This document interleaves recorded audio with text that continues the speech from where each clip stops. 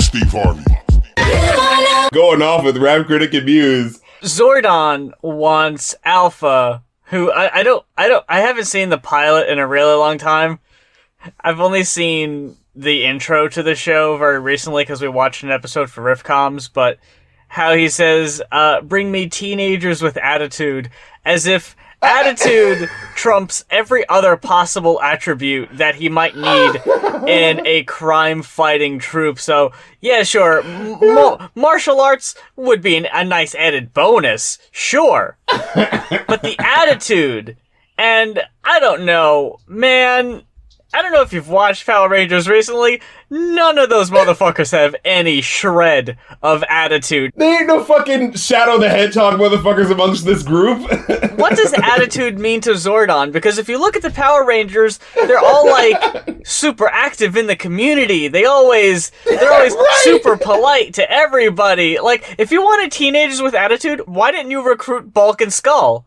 Yeah, were rude, they were super in your face. The Yellow Ranger and the Black Ranger barely get any screen time in the fucking first place. Billy, the fucking Blue Ranger, his whole gimmick is that he's, like, super brainy and has, like, a big vocabulary. There's no attitude amongst the entire group! Not even the Green Ranger, who they decided to resurrect as the White Ranger. No attitude there. Red, none. They're basically the Saved by the Bell crew with even less attitude, because at least that one had Screech, you know? They're bringing Saved by the Bell back. I don't know if you heard about this, for like a... What are the Bayside kids up to these days? And fucking Zach Morris is like... Oh, they're not kids, though! No, because Zach Morris is like governor of California now. I think that's the gimmick. Two glaring omissions. No Lisa, and no Screech.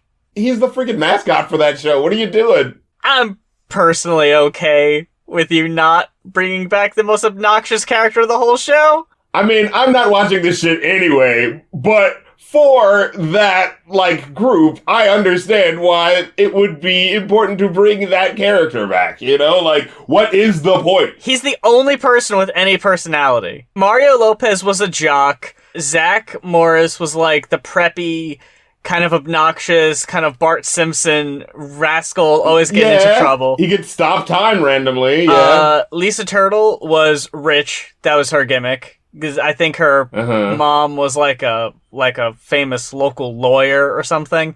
I couldn't tell you anything about Kelly, that besides that she was just Zach's love interest. Then again, this is also someone who never watched Saved by the Bell growing up. I've only watched it for the web series within like the past 5 years.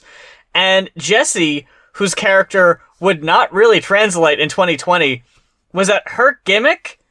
The reason people would make fun of her was because she was like an outspoken feminist and environmentalist. That was the joke. Was that she was super outspoken as a feminist. And that was like why everyone would make fun of her. Get a load of this girl.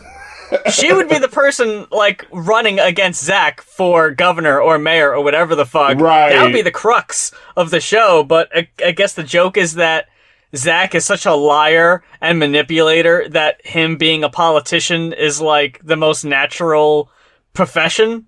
I'm sure there's some episode about how, like, you know, now that Zach's the school president, he gets to decide whether or not, like, you know, they do fracking near the high school. But, you know, they'll get this sweet, you know, fucking movie theater or something like that, you know, like, for the school. With Zach, it should resonate the most because there was the fucking pet duck that got killed when they did the oil drilling near the school. Oh, yeah, okay, so it was something like that. No, he should be like the fucking environmentalist because of that one episode. Or he could run on the fact that he has Native American ancestry. Another thing they mentioned in, like, one episode. Oh, yeah, he is so the Elizabeth Warren candidate. Oh, no! He did one progressive thing in the past, and he's just sort of bankrolling off that. And it's like, yeah, no, I used to be kind of shitty, but I got on the right side somewhere in the 90s, right? We actually are going to focus a bit, because that queue is growing. It's inching along since we lowered the price for the month of November, lowering the album reviews to 50 and the personally produced albums to 60. Giving y'all a chance to get some of those requests in, lowering the price a little bit for the month, extending Black Friday to the whole month of November. we gotta do Hayley Williams first, right? Yeah, that makes sense. Hayley Williams' Petals For Armor was requested by IBXCV, and if there's an album that you would like to request, head on over to our Ko-fi, that is ko-fi.com/goinoff. That's GOINOFFRC. What did you make of Petals For Armor? This might not even get radio play. This is like slightly just too buoyant. It doesn't hit. But it's weirdly an enjoyable sort of groove that I actually still enjoy. I remember having that feeling of like, oh, Hayley Williams, wait, has she done other solo stuff before? And I was like, I think this is her first solo album, right? 2020 this year? And I was like, oh! She put out 3 EPs, 5 tracks each. So this is the 3 EPs collected. So you might notice a difference between like the first 5 and the second 5 and the third 5. Maybe. Okay. I didn't necessarily. This might have got radio play, I would say, in the days of like Norah Jones, Michelle Branch. Oh, exactly. I wasn't blown away or bowled over by this album very much at all. There were a couple tracks that stood out to me, but man, this album's so fucking samey sound-wise, and I was so bored through like so much of it, man. I just could not really dig it. I had fun. Like you said, like, there is, that certain point where it would be like, what is that track about? And I'd be like, oh, I can't tell you offhand. You know what I'm saying? Like it's a solid enough groove with enough of the tracks where, like, there's this aesthetic to it, right? The album's called Petals For Armor. Something about that translates into the musicality where it's just this very soft. I think I wrote, what was that one track that's like the name of like 4 different flowers? Roses, Lotus, Violet, Iris, yeah.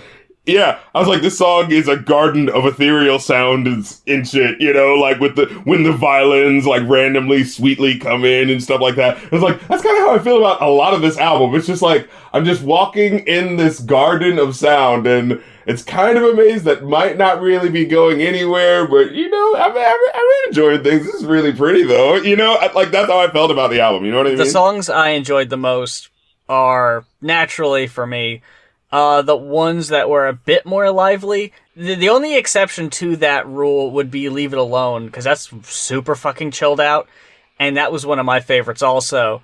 Very minimal, but it's a big fuck mood. And songs that might not offer as much in the way of lyrical content, like fucking Cinnamon. I know it's kind of goofy, and it sounds wacky, but I really liked that one because it was just like fun, and I just liked the way that shit sounded. And Over Yet, that was the one where like the 80s vibe was like super in your face. If you would have had a little more bass guitar in there. just turn up the guy in the back. Like they were afraid to get too close to that After Laughter stuff. They're like, well, we'll fucking toe that line, but we're not going to go all the way because this album is going to try to be a little more emotional. You know, it's the one where I felt like it was the most like this could be leading single. It was Why We Ever. The one that sounded the most like a fucking Prince Satin funky, level type of shit, but really light with that little slap bass that was going on in the background. You know what I mean? And, and especially that melodic line, like, I can't seem to remember why. That's the lyric, yeah. Oh man, that's a good one. And then how it like switches up randomly at the end, how it gets like more intimate sounding, where he's like, I just want to talk about it. I know I'd freak you out. I just want to talk about it. It was just, and like it switches in a way that's just like, like you had me on the solid groove that I thought we were just funking with. And then like you oddly like opened up in this really sincere way. It was like, that was an interesting like color change. So I enjoyed that. Then, one of the songs that you were talking about, the Cinnamon song, and how, it's a little silly when she tries to get her Lady Gaga on with that one track, Sugar on the Rim. I wasn't fucking with that. The first thing I have written down for that one is, oh no. because when I first heard her do that sugar on the rim, I was like, oh, this is going to be really whack. It turned to be kind of okay, because it was super, like, dancey, especially during the chorus. It's not awful. Yeah, it's not awful. I did think the sugar on the rim was a bit too corny. An awkward opener, yeah. But overall, I thought it was one of the more enjoyable tracks for me. I did like how it ended with that little tinny, it sounded like a dodgeball hitting something. You know what sound I'm talking about? And again, it fits with how this album sounds. It's just very, very light. And every now and then, it's real, like, it's either like light 80s vibe or sort of Girl from Ipanema, sort of jazzy, swinging sort of shit going on. You know what I mean? Yeah. Yeah, I enjoyed the first couple of tracks, especially with, little lyrics that she would punch in. Something where she's like, nothing cuts like a mother, give it. Like little shit like that. I was like, oh shit. And like, maybe I'd just been listening to that Dream song a lot, but I was getting straight up Fleetwood Mac vibes on the first track. Just from how it like sounded and shit, with the little light reverb, bouncy shit that they kind of had on her voice. You know what I mean? Simmer was pretty weak as an opening cut. I thought it had a pretty catchy beat, but between the given and the simmer down, I wasn't a huge fan of that. It came off a bit too corny for me. If the lyrics were presented in a bit more of a punchier delivery than I'm used to from Hayley with Paramore, I probably would have been able to hold on to them more, but because everything is so like wind just kind of blowing through, so many of these tracks got very middle of the road ratings from me. You know how I feel? It's kind of like when you take Serj Tankian out of System of a Down, and like you listen to his material, and it's like Serj is still a good like lyricist and like has a cool voice, but like there's something that needs to bang to the production behind you that you're not getting without the rest of the boys, And I think it's just something similar here, where it's just like maybe that's just the aesthetic she's going for, which is lighter, but it's just like yeah, but there's just some sort of kick that's just missing from, a lot of these tracks, you know what I mean? And again, maybe that's just the lighter tone she's just going for, but I think it kind of like makes it suffer ultimately when, like you said, yeah, it ultimately ends up feeling like wind at a lot of points musically. I liked Sudden Desire. Although at first when I heard it, I thought you were saying a certain desire, which is just like, it's just enough of a word change where you're just like, with the way she impassionately sings it, I've got a certain desire. And it's just like, a certain desire. Like, something about certain desire. It changes the whole dynamic. Yeah. So as I first listened to it, I was like, okay. There's just a certain desire. Like she's trying to get her finger on it, but you can't remember exactly what it was, The songs I got the lowest ratings for overall were the beginning track, Simmer, the outro track, Crystal Clear, and Roses, Lotus, Violet, Iris. I liked how the instrumental was a bit funkier on that one, but the whole roses, I wasn't a big fan of that. I'll say at the end with Crystal Clear, I like the hook. I like how it was kind of shimmery and floaty kind of sounding, I just really enjoyed the track that was before that, Watch Me Bloom, Watch Me While I Bloom, which, with the whole petal thing and, flower motif that's going on, like when it got to this track, like as I was listening to it, when I was listening to the song, I was like, this sounds like you remember those like Sesame Street skits that would be showing things like a flower stages of evolution, or just like, a farm field or something like that, and showing the humble flower doing its thing. Did you get that feeling when you were hearing this hook? It's like, you want to look inside of me and just watch me bloom. You only got one side of me, and here's something new. None of these songs are terrible. It's very unoffensive. The songs I liked more were the ones that seemed like they were just kind of putting themselves out there a bit more, doing a bit extra. Like songs like Why We Ever, like we talked about before, kind of, in a way, made the album feel dated to me. Like it was from the early 2000s when a simple piano singer-songwriter type thing would fly, but it's just so little energy in the delivery, and just how the music for so many of these tracks was just kind of there, that unless they, brought in a little bit of bass, or the drums were a bit harder or more like in your face, it was just kind of like, I was just kind of waiting for it to be over for the most part. It's interesting that this came out in 2020 because, you know, at the same time, your girl Taylor Swift put out her album, and while there are people saying, oh, it's not really folk and things like that, but it's like, yeah, you can argue about the genre, but like, you can't argue that it's not like enjoyable to just kind of listen to, you know, like, and while that's also light, I feel like it has more character to it than this kind of does. And I think that's what the big difference is, you know? I'm really surprised to say it, but I would much rather listen to the Taylor Swift album than this one. I enjoy just about every Paramore album I've listened to, starting from the beginning. I like that sound. I guess I prefer Hayley Williams as more of that kind of rocker in your face, or even in After Laughter, still not super aggressive, but just more lively. And this was just so toned down that for me it was just like, you could have put anyone in this role, you know? Yeah, I could see it not leaving an impact on you. Yeah. Overall, I ended up with a 3. I'd give it a 4. Like I said, you know, it's solid enough, but like if you're already a fan, I can see this holding you over. But yeah, I can see if you're not like being like, okay, I'm kind of falling out of this after such and such track, you know. But I definitely hit a like on the Spotify for a couple of these tracks, like Why We Ever and Over Yet, you know what I mean? The next album we're reviewing is Odd Future, the OF Tape Volume 2, That's requested right. by Mel. And I doubt anybody remembers this, but I reviewed this album already. Oh yeah, wait a minute. Yeah, I remember my video. I reviewed this album when it came out in 2012, and I haven't listened to it since.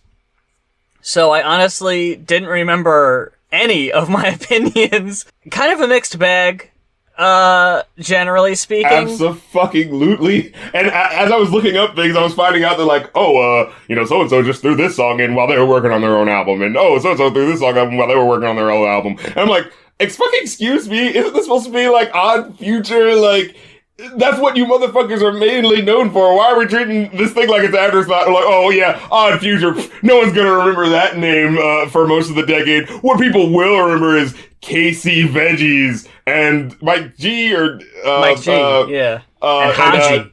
This definitely felt like it's not an official album. It's just a mixtape. Not a lot of cohesive. Like, this doesn't sound like a group. It just sounds like songs some individual people might have recorded and thrown together. These guys have always had a sort of like cheap bit of like production sort of sounding quality to it, but like it's sort of that sort of level where, you know they're doing it on purpose, right? Where it's like, oh, but it's supposed to sound like weird and broken and like fuzzy and shit like that. But it's just like doing that on purpose. It's like, you know, it's the thing is like, I know that you're doing, it's like a Yoko Ono thing. It's like, I know that you're doing it to be experimental. I just can't listen to a whole album of this. This is too awkward and randomly misogynistic and like they want to be the cool guy, swag rappers at one point, and the next one they want to say, I'm getting head from your bitch while, you know, cutting off a dog's head or some shit like that. You know, it's just so like weirdly inconsistent with their tone. Like, you can't even really call them horrorcore, even though they kinda are, because they talk about it a lot, but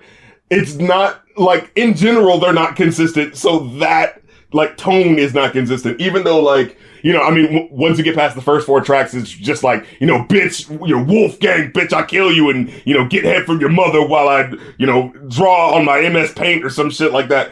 You know, amidst all that, like, then you get track 4 or 5 where it's like, ooh, now we're gonna do an R&B love song with Sid and the internet, and oh, but there's a little weird worry sense in there, so it's still it's like kinda still in this world, I guess, you know? And they're like not integrated with the rest of the group at all in the same way that like Frank Ocean is, where it's just like, I understand Frank Ocean. In fact, Frank Ocean is honestly kind of your tent pole. He's your main character through which you see these madmen just causing trouble all about, and then like you get to a couple tracks where it just gets quiet and Frank Ocean's just kind of allowed to just sort of talk about, you know, how he's feeling and his personal feelings. And it's like there's 1 or 2 tracks where like it kind of works with their aesthetic, like, you know, like if this is some like Stand By Me shit, you know, a couple of rowdy fucking teenagers hanging out in the woods, and then you get this one point where it's just like, you know, the fucking, what's that character from West Side Story, you know, like amidst all the crazy boys, there's the one main character who's like he's the love interest that, you know, on this rowdy summer with all these kids. Oh, but you hang out with him for a while where it's quiet. I think there's even one lyric where he says like, and one of my wild friends or something like that. And it's like, it just felt like an eye-opening moment of like, oh, you realize that you have to deal with these crazy motherfuckers too? Yeah, okay.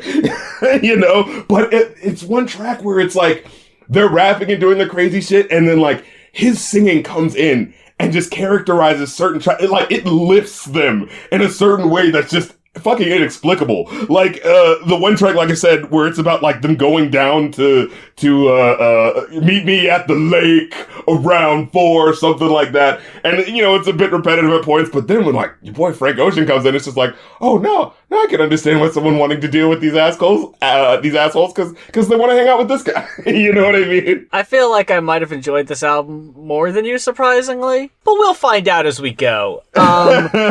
Because for me, as a whole, if we're looking at this album from beginning to end, I was really surprised by Damogenesis, who, in just about every track he was in, I thought he, at least compared to Haji, I thought he outshined Haji just about 9 times out of 10. I want to say this to your point, like, it's not that I think, like, Haji and Domo seem to be the main guys. This is the mellow high with, was it Left Brain, their producer, so they're the group within the group. I'm sorry, I'm just gonna say it. Other than Tyler, the Creator, I can't tell these motherfuckers apart by their voices because they all just kind of sound the same. Like, I'm sorry, they just kind of do. It really comes down to the quality of the lyricism when I'm like, is this Damo or Haji? Let me guess. And almost every time I'd be like, oh, that sounds like Damo. And then I'd look and be like, yeah, that is, because Haji is pretty underwhelming. But even with a track like Bitches, where it's just the two of them just kind of batting it back and forth, like a game of table tennis, taking turns with these mini verses. The only 2 bits I have highlighted are from Damo. A phantom you never hand a random rapper eating cannibal. She can't refuse, so I let her drink it like it's Danimals. Handsome dude she wanna be with standing by camera crews. I let her snooze and dream, cause none of those wishes tangible. I thought that was alright, and also the, please shut the fuck up, let me put this to sleep. The shit he speak, got 'em all antsy like it's Christmas week. Silly me, riding with several bitches with slim physiques, and I'm trying to see lights, camera, actions like Mr. Cheeks. But let's just say it. That beat is so fucking cheap. And I'm just like, what the fuck? Like, it's supposed to be the going back and forth cut, and yet this is like, this production sounds all, like, straight up and down. For these guys being as, like, weird and, you know, supposing to be, and really, it's the aesthetic of their, you know, album cover shit that does a lot of the work for them, helping them stand out. You know what I'm saying? Because, like, a lot of shit, like, this sounds like Master P level production at some points. I really thought these motherfuckers were going to be a lot more fun and hype than they ended up being. The intro, which kind of, like, you know, does the opposite of what a normal intro do. You know, usually they hype up the guys, but this guy just coming in and saying, like, man, fuck all these dirty, nasty motherfuckers, these stank breath sons of bitches, and that motherfucker's fat, and that motherfucker sucks, and Tyler's an asshole. And it's like, I kind of enjoyed that, because, like, I felt like that, like, set me up for what this was going to be. Well, I thought this was going to be a lot more, you know, fun and over-the-top D12 type of shit. You can't have an intro to an album like that makes them sound like a cohesive group that's that's all together when you only get one track on the whole thing that more than 3 people are even on together. Like, exactly. He's gonna introduce you to everybody and insult them as you go. It's like, alright, cool, it seems like a group of friends just fucking around. And for the most part, that is what it is, but yeah, you don't really get a whole lot of personality from a lot of these tracks, and unfortunately, I hate to say it, but the ones that go the fucking more in your face are the tracks I give the absolute lowest ratings, and the fucking common denominator here is motherfucking Taco. We got Bitches and Real Bitch both got 1s for me. All absolutely the songs skippable. With bitches in them. Both of those tracks can fucking go. There's no reason I ever have to hear any of those ever again. Again, maybe I'm putting too much on them. Maybe I was expecting too much. I thought there was supposed to be these weird and different guys. But this just feels like more of the same old misogyny shit wrapped in a cat-themed MS Paint created package. Cause lol, the internet is random. You know, like a real bitch don't motherfucking run her mouth and shit. You know what I mean? Real bitches wash the dish. Get this fucking NWA shit out of my face. This fucking what was that fucking song? One less bitch, find them, fuck him and flee. Like, real quick, I just want to say, like, I wanted to give him some points because it's like, you know, there's rappers talking about how they're bi and stuff on this album. You know what I'm saying? Fucking Frank Ocean, he does that really quick joke. He's like, I'm bi in this bit. I'm straight like a fucking. And I was like, oh, that's a fun little riff there. But it's like for every one thing like that, there's songs like Real Bitches, like, yeah, real bitches know they place and don't say anything. Isn't that right, Sid? You're comfortable with this, right? This isn't freaking you out in any way that we're making the song, Sid? You got Rella, which I thought fucking Tyler stole the goddamn show on that one. And you fucking got, by the way, I didn't even mention this, 50, Snow White, and Rella have the hardest fucking beats. And it's like, that little part of the album surrounded by so much meh is like where they fucking shine production-wise, which is just in your fucking face and loud and rowdy and actually interesting. But then, between Rella and White, the beautiful Frank Ocean solo cut, you've got Real Bitch, which I already said, it got a fucking 1. It's fucking mellow hype and goddamn taco. And fucking P. It's the point in which this album comes the closest to bizarre level try-hard shit, especially where it comes to goddamn Tyler's verse, and he throws in his second Sandusky reference of the album. Nothing clever to offset what he's actually saying. Like, that's what I'm saying. You could say offensive shit, but make it clever. But he, like, in that track specifically, just sounded like he was just saying offensive shit to say offensive shit. I'm a fucking snap like Berman when he acts right, then have a mental breakdown and proceed to use a crack pipe. Ooh, don't do that. Like, I know you're not gonna use it. Like, it's just not enough. You know what I mean? You know what it is? They're really teeter-tottering between the Eminem and Bizarre levels of offensive. Because, like, they're not exactly just, you know, flat out just talking and saying offensive shit. You know, they've got some flow. They're definitely nice with the bars. You know, they're more around the connive and con artist level. You know what I'm saying? But they never get to that Eminem level where it's just like, holy shit, bar after bar after bar. It's just like, oh my God. And just when you think you're done being offended, here's the next line. You know, it's never really done in that way that, like, really hits you with that oomph. And whenever they do try to go for that, it's just hype boy shit. The part that I thought was the best on it, which even then, it still got a really low rating for this album, was when Tyler started arguing with some, like, non-existent person. Yeah, it was okay. Like the end of his verse where he was just like, hey, I'm gonna start, like, insulting you specifically. And it's like, all right, at least now you have a fucking target, like a centralized person to point your anger at that it actually kind of makes sense now. But even then, like, it never feels like when I listen to, again, I hate to, like, be comparing, but, like, when I listen to an Eminem song, you know, those classic Eminem tracks where there is, like, the ad-lib of someone coming in, it does feel like you're in that moment and someone's saying something like, hey, that's my leg! You know, like something like that. Like, you know, I snuck out of this guy's house with a nice couch. Well, you know what I mean? Like, and someone's like, hey, that's my shit! Like, it always feels like it fits. With this, it strictly feels like these try-hard ad-libs that they overwent to service the punchline that they're going for. It's weird because we're so far removed from this time period that I really wasn't expecting anything in particular from this, like any sort of intensity or anything like that. So I was just kind of like, you know, when there's good bars, I'll highlight the good bars, and when it's boring, I'll say that it's boring. And it's basically what I got from most of my notes. So when we get to a track like Lean after Forest Green, that I just really wasn't feeling Mike G. I'm glad he wasn't on this album much. Oh yeah, the weakest link. But on HCPAD, where again, Haji's on that one, but has nothing worth highlighting, Damo, More potential, you're a liar. Set up and I'll crucify ya head first. Yeah, I'm going down like a scuba diver. Need a fire, I'll supply ya. Put the hire on the block, swag on deck. You know I got it overstocked. And then on Tyler's verse, the fucking I hate genres, fuck hip-hop. I'd rather search and cop high-top flip-flops in the middle of the winter.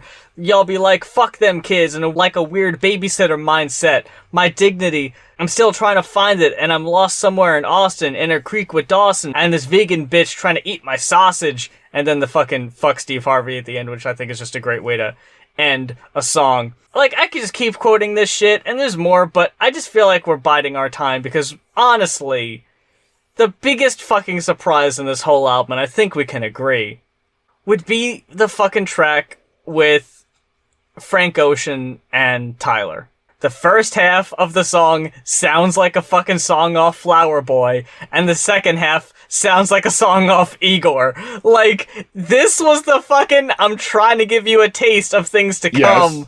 And oh my god, like, yes. This track is just surrounded by all this insane shit, or at least trying to be insane shit, and this is just like a down-to-earth chill. Like, this was probably the most enjoyable cut on the whole album. Because fucking Frank brings it and he's not being criminally underused like on Snow White where, like, he sings the chorus, but that's, like, it. The verse, as it was happening, I was just like, okay, it's kind of, you know, whatever. But then he comes in, it's like, the wolves are out near the playground. It's nowhere for my kids to go. And it just oddly makes, like, characterize what was happening before in such a different way. And it, like, lends itself to, like, how the next verse comes in, where, like, even though it's still kind of subpar, it's just like, but now I'm in this different place now. Now I can see the fucking moonlight and the fucking, you know, on the playground with the wolves running around and shit. And, like, and how that's you guys, like, oh, I'm getting it now. You know what I mean? Like, it really, like, fucking, he elevates shit. But going to Lean, which comes right before Analog 2, Wheels 2, where it's just like, it kind of started working with their hype crazy shit. Like, just saying weird outlandish shit, like Haji Beats' first verse where he says, like, if I was a dinosaur, I'd be a Flexosaurus. Since you don't like what the fuck you heard, fast forward to the core. Like, just that assumption that, like, that was so true. Yeah, I know. But if you don't like what I'm doing, then fuck you anyway, because I'm gonna keep doing it. So, like, that's the type of energy I wish there was so much more of, you know what I mean? Or even at the end, even though it's, like, stupid and just hype boy talking, but it's just the way it hits you where he goes, yeah. And, like, I think the line that happens right before it is kind of a weak line where he's like, I want my demands, nuts in my hand, fuck you, pay me. Like, it was just kind of a weak ending line, but just the fact that the L-boy dude just goes like, yeah, balls in the hands, monster cock, kill them all. You know what I mean? Like, that hype just brought me into it. And then, like, I had the weird moment of, like, Analog 2 starts, I'm like, what the fuck? This is weird. But then as this track goes on, it wins me over. But, you know, I mean, it still kind of starts with those cheap sounding trumpet synths, you know what I mean? It sounds like the trumpet was sat on before it was played or something like that. I can totally understand how Tyler walked away from this as the fucking breakout.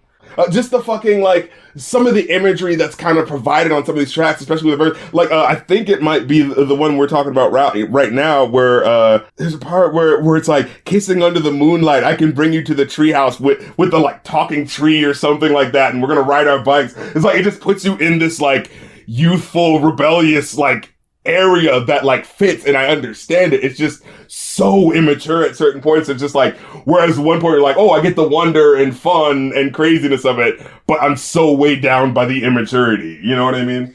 I was kind of let down by these two tracks back to back, Sam is Dead and Dom's, only because I had such high hopes for Damo up to this point that when I got a fucking solo Damo cut, I was like, oh shit, what's he gonna do? And it was just kind of underwhelming. For Sam is Dead, though, I gotta say, the last verse that Tyler gets fucking saves the fucking song. Bottom of the countdown, shit ain't been same since I found out Haji Beats Ghost wrote for Bow Wow. Now I'm the loud shock value style foul mouth fucker that your teenage kid like to bow down. Riding around town in Seattle with the same shotgun that Kurt used to click, clack, boom, pow. Still suicidal, but some assume that I'm cool now, cause I got a fucking award and my own room now. Like, why are you holding out on us? Tyler, is how I felt. And that's why motherfucker got 2 verses an oldie, because he's fucking, he earned it by that point. Oh yeah, I want to talk first about the whack-ass tracks, the worst ones of them all, 50 and fucking, I didn't think 50 was that bad, I just thought it was boring. So with 50, I wanted to like it more. Like, weirdly enough, like, I thought the soft Wolfgang shit was weird, but then I started to get into it, and then I'm reminded of the try-hard hype beast Odd Future shit with the overly loud synth and the fake symphony hits, you know what I'm saying? And then it's like, this motherfucker just brag about having good grades, like, what? Like, I'm just listening to this verse and, like, really taking in, like, how young a lot of these guys are. And, like, there's certain parts where they talk about, like, yeah, motherfucker, don't fuck with me while I'm eating my Lunchables. I'm like, okay, first of all, no one would brag about eating Lunchables. You're purely just saying that as a signifier. Nobody enjoys fucking Lunchables. Oh, yeah, it's like after the hook, it's like, where your homies at? They'll get fucked up, too. Where your grandma at? She'll get fucked up. And I actually like that hook. Because, again, when you get the hype shit and you amplify it with the lyrics, like, that matches the hypeness, that works. Where your homies at? They can fuck. Where your grandma at? She can fuck them too. Where the roof at? We gonna stomp that bitch too. I love it. You know what I mean? But then, like, right afterwards, they kind of, like, kill the energy with the, like, here we go, Negro, I sing Figaro, chucking up my Deuce Bigelow, burning bodies in Inferno. That was so awkward. It was just like, it was one of those things where I was like, did they plan that? Burning bodies in Inferno. I see people defend the Jasper and the Taco guys, say, oh, they're just the hype boys, they're just going over the top. But it's like, it's annoying because it's like, it's over the top, but it's not really ironic. Because in the other songs, they're still talking about getting head and how they're fucking bitches and shit too. So, like, you know what I mean? It's not like their other songs are, like, really thoughtful and fun and, oh, aren't we having a laugh about how ridiculous mainstream rap is? But it's just like, no, but you just made the song about how you don't give a fuck and we're getting all these fucking bitches. So when they make this song where it's like, oh, we got bitches, isn't it crazy? And we're doing it over the top. And it's just like, well, now it just feels like a hokey version of what you were already doing instead of, like, a takedown or a joke of it, you know what I mean? That said, then we get to Oldie, and the first couple of verses are alright, but it just keeps going, and it's one of those things where it's like, I'm listening to the track, and the beat production is so low-key, that after the first 3 verses, oh, I'm thinking the song is over, and I'm looking like, oh, it's probably gonna be like some bonus track or something like that, and then, like, every time you think, like, oh, the beat's low-key, and it just kicked out, and then it's just like, but here it comes back in again with the next verse, and I'm like, oh, okay, and the thing is, the verses keep improving in quality slightly, and then you get to your boy Earl, and he just fucking takes a shit on every verse that has come before his, and it's like, god damn it, why the I'm smacking my head against the ground. Where the fuck has this motherfucker been this whole album? I've heard about it. I've heard the things about how his mom apparently said, oh, you know, those Odd Future kids are bad news. I'm gonna send you to this camp or something like that where you can do that instead of rap. But oh my god, did all these other motherfuckers need to go to a camp post haste? And this Earl motherfucker, why did he have to have the one doting, caring parent? Why why did he have the one set of parents that was like, wait a minute, now you should care about the quality of your music? Why was it him that had that parent? And all the rest of these motherfuckers are just goddamn boxcar children who are just allowed no fucking quality control, do whatever the fuck they want. But yeah, Earl gets one fucking verse and just blesses it. And the thing is, like, he immediately sounds different from everyone else. He immediately has, like, better lyricism than everyone else. It's just, like, it's just jaw-dropping. Like, I'm just imagining, god damn it, if someone could have made this the Tyler, Earl, and Frank hour,